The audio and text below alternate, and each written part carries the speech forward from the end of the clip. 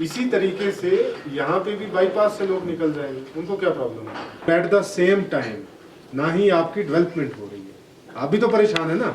मतलब उस जाम के इशू में अभी धीरे धीरे समर में आएगा तो जैमिंग ज़्यादा होगी, बट हमें एतराज़ ये है कि मिसमैनेज कर वो चीज़ें हम टॉलरेट नहीं करेंगे, ठीक है। तो इसलिए आपका सजेशन ऑलवेज वेलकम। आप 1 बाय 1 अपनी इंट्रोडक्शन। डीसी साहब और एसएसपी साहब, ऑफिसर्स हजरात, ट्रैफिक के सिलसिले से जमा हुए मुअज़्ज़ज़ शहरी हजरात, अस्सलाम वालेकुम वरहमतुल्लाहि वबरकातुहू। जब तक हम नज़्म निज़ाम के अंदर, नसब के अंदर नहीं चलेगा, डिफरेंट हो ही जाएगा। तो हम आप हजरात का बहुत बहुत मशकूर और ममनून है। ये डीसी साहब आपने जो बताया कि जो परेशानियां हैं वो पब्लिक को मोल लेनी है, पब्लिक बहुत ही परेशान है इस हालत से। तो इसमें निज़ाम की बहुत ज़रूरत है। गाड़ियाँ हो, सफाई हो, ट्रैफिक हो या कोई मसला हो, इसमें नज़्म निज़ाम हो, सब अपने रिस्पॉन्सिबिलिटी समझे, सब अपने जिम्मेदारी को समझे और ये न देखे कि कोई मुलाजिम अपने जान पहचान को छोड़ दे, किसी को पकड़ ले या कोई सिफारिश कर ले या कोई इधर से घूम के इस तरीके से काम करे। सब अपने अपनी जिम्मेदारी समझेंगे तो करगिल बन जाएगा और डिस्ट्रिक्ट भी बन जाएगा। नज़्म निज़ाम के अंदर से बहुत ही कम हमारा सुलझ जाएगा। इसमें जो हल मसाइल जो है वो कुछ इस तरीके से कर लेता है कि नहीं भाई मेरे मफाद के अंदर एक मेरे लिए मेरी मसला मेरी दुकान को चमकाने के लिए, मेरी गाड़ी को छुड़ाने के लिए एक कानून बनाया जाए और बनवाया जाता है। ऐसा काम न करे तो बेहतर रहेगा। तो ये जो अभी जनाब खादिम साहब ने जो प्रेजेंटेशन दिया, इसमें मसाइल के अलावा सोल्यूशन भी, हल भी बताया गया था, ज़्यादा हल ही बताया गया था। ये बहुत बेहतरीन हल है। इन हल को, इन सोल्यूशंस को फॉलो करना चाहिए, सारे लोगों को इसके हिमायत करनी चाहिए। बाज़ार में जो ट्रैफिक रहती है वो अपनी सहूलियत के लिए गाड़ी वहाँ रोक देते हैं कि दूसरों के हम परवाह नहीं करते हैं। अक्सर हम ये देखते हैं कि पीछे से हम गाड़ी में बैठे हुए होते हैं, आगे 2-4 गाड़ी रुके हुए, जब उनको हार्न बजाकर कहते हैं तो कहते हैं 1 मिनट 2 मिनट करके रोड बीच में। अगर किसी से बात करनी है, किसी अपने दोस्त अहबाब से मुलाकात हो गई तो रोड की किसी किनारे पर अपनी गाड़ी को खड़ा करके, बेहतर यह है कि उतर जाए आप गाड़ी से, किसी पार्किंग में गाड़ी को खड़ा करके फिर आके। रेस्पेक्टेड डीसी साहब, एसएसपी साहब और यहाँ पे आए ऑफिसर्स, मैं एडवोकेट रियाज खान, अंजुमन जमातुल उलमा असना शहरिया करगिल की तरफ से रिप्रेजेंटेटिव आया हूँ। बेसिकली ये जिस तरह से आप सभी ने बताया ट्रैफिक का जो यहाँ पे मिसमैनेजमेंट है, पहले मैं बरू से शुरू करता हूँ सर। जैसे आपने अभी बखूबी बताया कि आप जब अपने डीसी ऑफिस, डीसी रेजिडेंस से अपने डीसी ऑफिस पे जाते हो तो बेशक आप यहाँ के क्लास 1 ऑफिसर्स में हो, आप यहाँ के मालिक को, आपको और एसएसपी साहब को कोई तकलीफ नहीं होगी। लेकिन अगर आप लोग काउंट करें तो हमने 3-4 बार आप लोगों को पहले भी हमने ये सजेशन दिया था, हमें कोई डिसमेंटल, देखो सर, अगर हम डिसमेंटल की बात जहाँ पे करते हैं वो उसमें प्रोसीजर बड़ा लंबा है सर। मैं आपको एक बात बता दूं सर, हम इसको 10 दिन में, बरू का ट्रैफिक 10 दिन में हम इसको मेंटेन कर सकते हैं, बस अगर करना चाहे तो सर, अगर सिर्फ आप चाहे तो।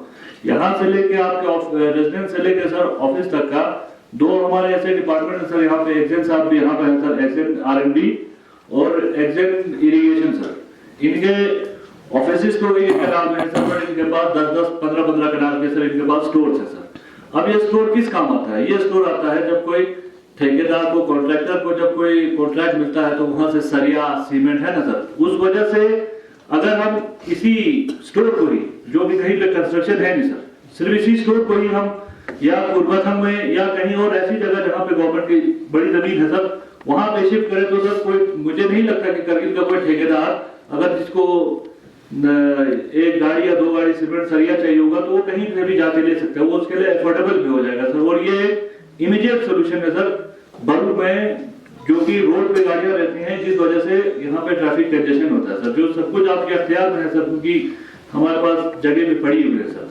जो बाकी इसके बाद खादिम साहब ने भी जो जगह आइडेंटिफाई की थी सर, बेसिकली मैं समझता हूँ उसके लिए, उसमें सिर्फ आपके डीसी ऑफिस का जो वहाँ पे बाकी PHE ऑफिस है उन एरियाज में तो ये सब खादिम साहब का जो हमारा प्रपोजल था वो बहुत बेहतरीन है। मेरा रिलीजियस ऑर्गेनाइजेशन जो है वो सांको से आएगा यहाँ हमारा उतना, लेकिन ताउन देने के लिए हम आए तो हम अंतर देने के लिए तैयार हैं। लेकिन सर मेरा बात इतना है, यहाँ से आप देखिए सर जांस्कर तक का, यहाँ से अगर हम नेशनल हाईवे बनते हैं, ये मैं हर बार में काउंसलर मीटिंग में, जनरल काउंसिल मीटिंग में, बिहार मीटिंग में पॉइंट आउट किया है, लेकिन इस पे अमल नहीं हुआ। ट्रैफिक सिर्फ सिटी का ही नहीं होता है, ट्रैफिक का रूल तो हर एक जगह होता है।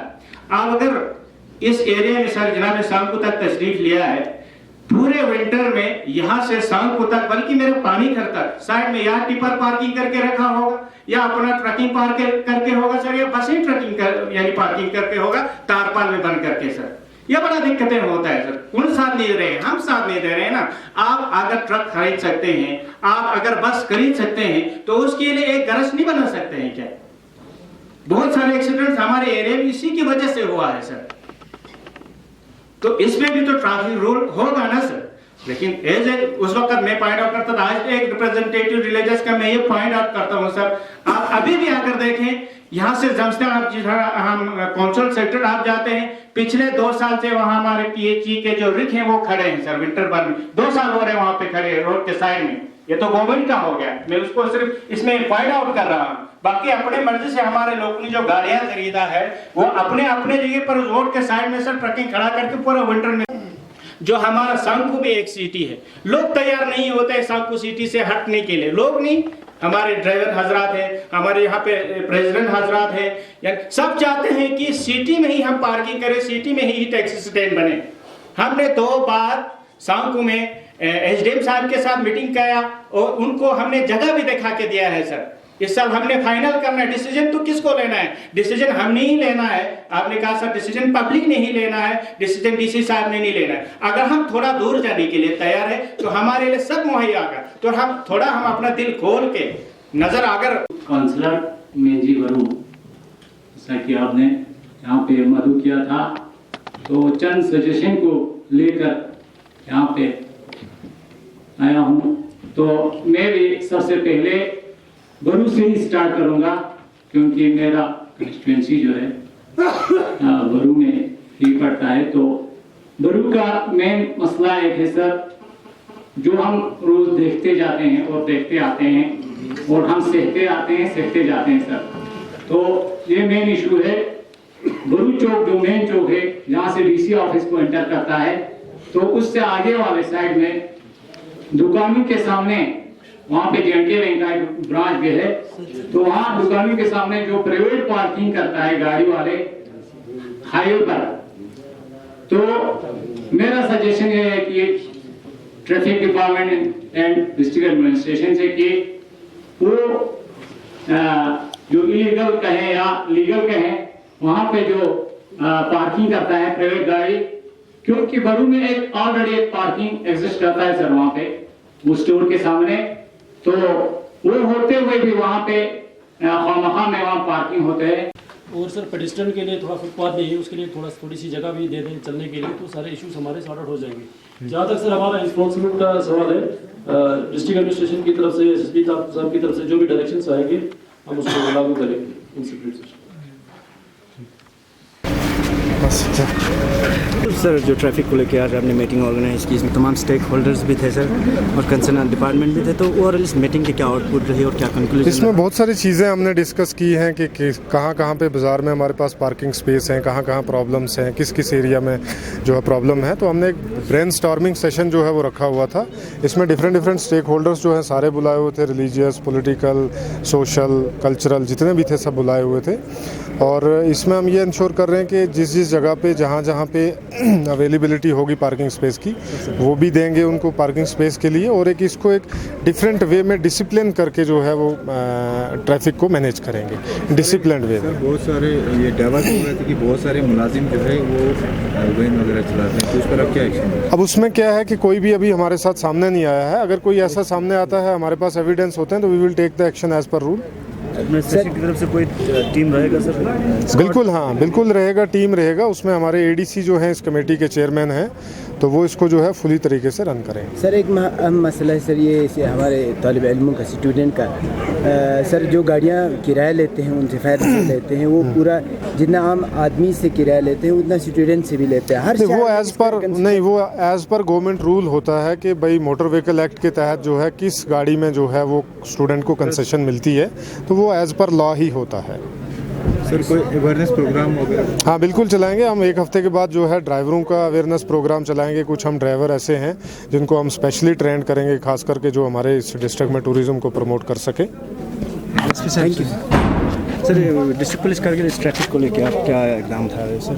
ज़्यादातर आपका काफ़ी रोल बनते हैं इसमें। हमने पूरे टाउन में और पेरिफेरी में अपनी डिप्लॉयमेंट की है, तो आने वाले सीज़न में जैसे ही रोड खुलेगा हम इसको और स्ट्रेंथन करेंगे और ट्रैफिक का जो निज़ाम है पूरे टाउन में वो स्मूथ रहे और डिसिप्लिन से जो ड्राइवर्स चलें उसके हम पूरे स्टेप लेंगे। आने वाले सालों में दो तरह के हमने प्लान किया हुआ है, एक तो शॉर्ट टर्म, एक लॉन्ग टर्म। क्योंकि लॉन्ग टर्म में अभी काफ़ी टाइम लगेगा। शॉर्ट टर्म में हमने यही सोचा है कि कुछ जो गवर्नमेंट बिल्डिंग्स है अगर उसको पार्किंग में कन्वर्ट करेंगे तो हमारे लिए बहुत सारे पार्किंग स्पॉट्स निकलेंगे। और इन एडिशन टू दैट हमारे पास हमने ये पाया गया कि बाज़ार में जैसे बैंक्स है, जैसे डिस्ट्रिक्ट ट्रेजरी ऑफिसर है, जहाँ पे पब्लिक डीलिंग काफ़ी होती है, जिसकी वजह से ट्रिप्स काफ़ी लगते हैं लोगों के आने जाने में। अगर इनको डिस्पर्स करके सिटी से आगे निकाल दिया जाएगा तो हमारे गाड़ी वालों को भी रोज़गार होगी और हमारे ट्रैफिक भी एक्सपेंड हो जाएगा। तो ये एक बहुत अच्छा सलूशन है। तो इसके अलावा भी जो वैन के जो न्यूसेंसेस थे उसमें भी डीसी साहब ने भी काफ़ी इक़दाम लेने के सोचे हैं। तो अभी हमारे पास जो वैन की जो पॉपुलेशन है काफ़ी है, तो अभी कुछ जगह आइडेंटिफाई करेंगे जहाँ पे वैन को प्रॉपरली एकोमोडेट करेंगे और उनको प्रॉपर तरीके से मैनेजमेंट के तहत चलाएंगे। For more updates, subscribe to our channel Kargil Today. Click the show links and enjoy watching the videos. Like us on Facebook and follow us on Instagram. Keep watching Kargil Today. Keep enjoying Kargil Today, the only voice of Kargil Ladakh.